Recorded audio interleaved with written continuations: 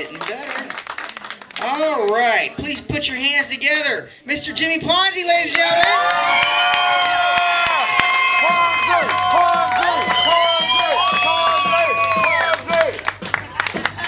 Hello. How y'all doing tonight? Oh yeah, we're good. It's the big night. We've been waiting for weeks and weeks, and I've been asking myself, how the hell did I end up here? This is my 9th time on stage, and I happen to win the first round. And I shouldn't have, to be quite honest with you. It come down to me and Jessica Mears, who was up here just a couple of spots ago. Y'all love Jessica? Yep. Was she not awesome? How the hell did I win? She's 25, 26, she's young, she's gorgeous, she's sexy. I voted for her. Twice. And then once when I got home, I took a poll. Jessica's awesome. Thank you. I still get nervous coming up here, but I used to not stage fright, I had actual panic attacks.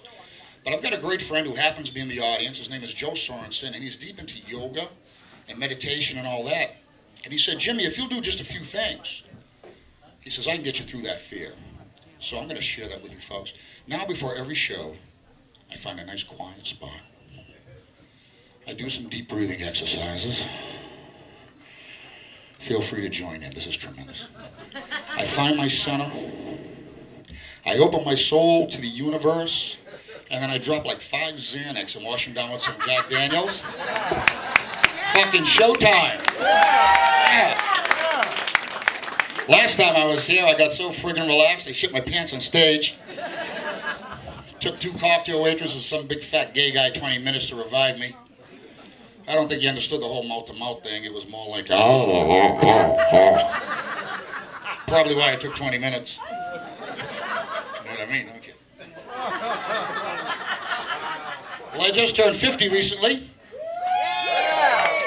What the fuck are you clapping for? There ain't nothing good about that. I went to bed one night, I was 49 and feeling fine. I woke up in the morning 50 and iffy. I got the high blood pressure, high cholesterol, COPD. Yeah, you know the COPD? Cock and partial disability? Where the hell that come from? That's not supposed to happen. I'm Italian, for Christ's sakes. You know, and that leads to the pills. You know what I'm talking about, fellas? Cialis, Levitra, Viagra, or the big 3. I call them that because that's what I get when I take one. You don't laugh, sir. That's a funny joke. That's a self-deprecating dick joke. You're supposed to laugh. Who's on the pills? Come on, fellas. Fess up. Yeah, my table. Yeah. Aside from you, anybody else? If you can't get nothing up, raise your hand. I'll tell you something. I'm going to give you a warning about the pills, something you never thought about. My wife had begun counting my pills to keep an eye on me. Oh. When did that bitch get so smart? Let me tell you. But I figured out a way around it. You're going to love this. This is brilliant. Nobody tell my wife. Okay? She's sitting over there. Somebody send her off for a cigarette. If you guys will go into a Walgreens or a CVS and pick up a bottle of Flintstone vitamins, you will notice that the Bam Bam vitamins look amazingly like a Cialis tablet. They're the same size, shape, and color. Now you got to sand down one of his little arms and you got to wipe off some of that print off his face, but I'm telling you, they'll pass. Yeah. Did I say brilliant? Yeah. But you got to be careful. One time I kind of screwed up the pill exchange. You people have no idea what a horny 5-year-old Italian kid with a 4-inch boner will do to a house cat. Bam, bam, bam. And the thing is this. Those Cialis tablets for an adult is a 36-hour pill. You get them in a 5-year-old, it's like a week, week and a half. All we heard around my house for 10 days was, hey, pussy, pussy, pussy, pussy, pussy, hey, pussy. That's some funny shit, isn't it? Salute. I want to mention one thing real quick that it's true that happened just before my wife and I left the house tonight. Has to do with comedy a little bit. My sister called. My sister kind of disappeared Seriously, about 10 years ago. She kind of went off the deep end, got a little nuts on us, and went off this great adventure. I've not talked to her in 10 years. And tonight, about an hour before we left, I got a phone call from my sister. And she had some good news. This is kind of a good news, bad news thing. The good news is she's 45 years old and pregnant again. That is good news. I think anytime God sees fit to bring a child into the world, that's great stuff. The bad news is that the father is a guy she met at the methadone clinic. The good news is I have realized that if you'll just pay attention in life, this comedy shit writes itself. You know what I mean? You just got to keep an eye on the people around you. I've been married 29 years. Thank you. That's worth clapping for the lovely and talented Grace, who is sitting right over there. And fellas, everybody, do you know why she's here tonight? Neither do I. But she's fucking here all the time. No matter where here is, that's where she is. And that's okay, I guess. We're actually a classic love story. When we met, I was barely 21. She was barely 18, and we fell madly, passionately, deeply into pregnancy. And that was that.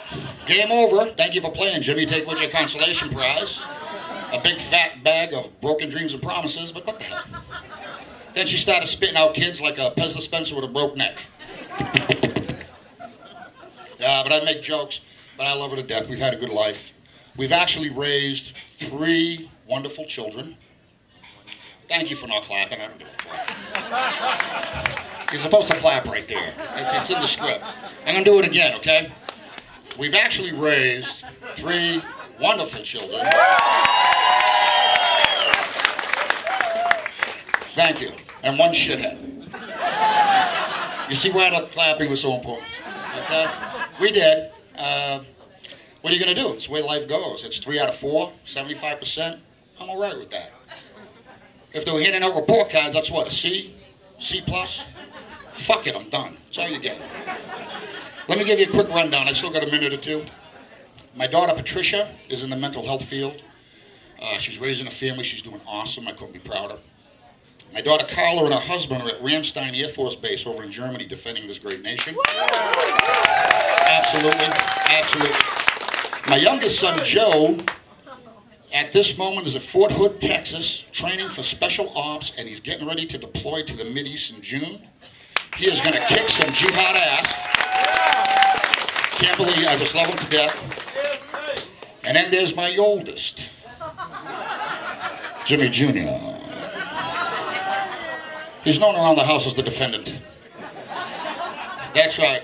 As we stand here tonight and speak, my son has just started his 2nd term with the Florida Department of Corrections. That's right. He's gone back to prison. You can say anything you want about my boy, but he ain't no quitter. He decided what the hell he was going to do, and he stuck right with it.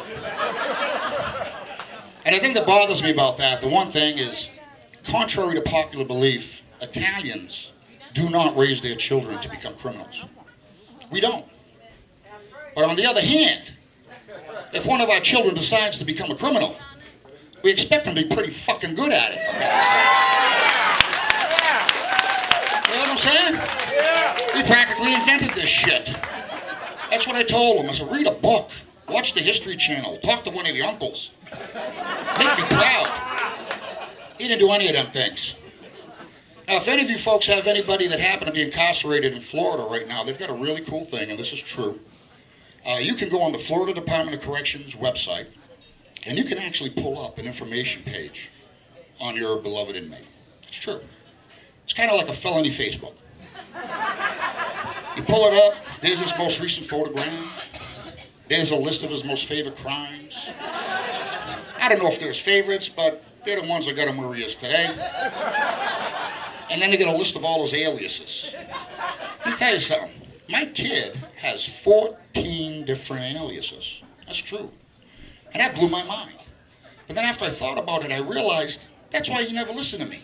I've been talking to the wrong fucking guy. You guys are great.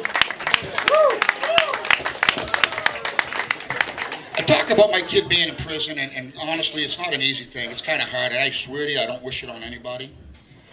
It's very tough for my wife and me and all our friends and everybody. And although he's 28 years old, he's still my baby.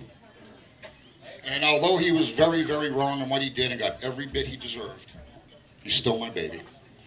And what really hurts, what really gets us right here, is when we get letters from him. When my son writes letters, we get them on occasion, of course. When you read between the lines in these letters, you can actually feel the pain and anguish that he's feeling. And if you don't mind, with the last few seconds that I'm allowed here on stage, I'd like to indulge myself and share this with you. I just want to share this letter. This came to the house just a few days ago. Hello, Mommy. Hello, Daddy. I'm so sorry. I've been a baddie. I'm really hating it here in prison. You know they even watch me closely while I'm pissing. There are guards all up in the towers, and the black guys take lots of showers. I know you love me, so don't be pissed, but I think I've just become a white supremacist. I know God can't always see us, 'cause my cellmates just found Jesus. I never realized he'd be in prison. Now we play a brand new game called He Is Risen.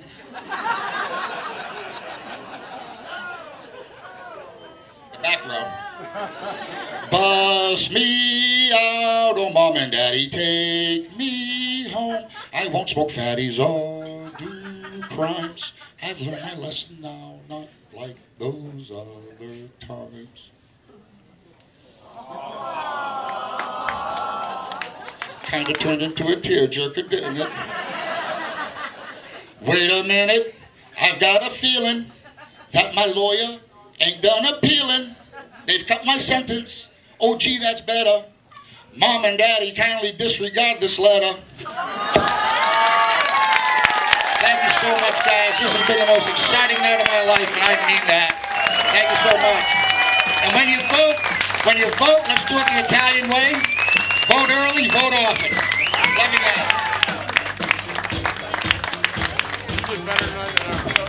One more time for Jimmy Ponzi, ladies.